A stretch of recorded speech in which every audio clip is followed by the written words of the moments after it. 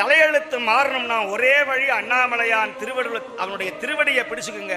அடி அண்ணாமலைக்கு போங்க. மாணிக்க வாசகர் நின்று திருவாசகம் பாடின அந்த இடத்துல போய் உட்கார்ந்து ஒரே ஒரு திருவாசகத்தை பாடுங்கள்.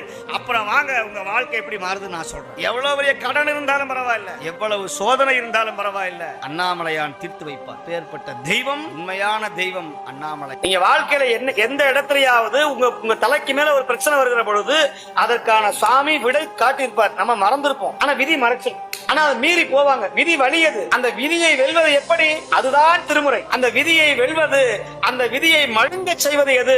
அதுதான் நம்முடைய 12 திருமுறைகள். 12 திருமுறைகள் சிவபெருமான் வழிபாடு, சிவபூசை. சிவபூஜை பண்ணுங்க. சனிகலிங்கமாவது வச்சு பூஜை பண்ணுங்க. சனிகலிங்கம் ஒரு நாள் லிங்கம்.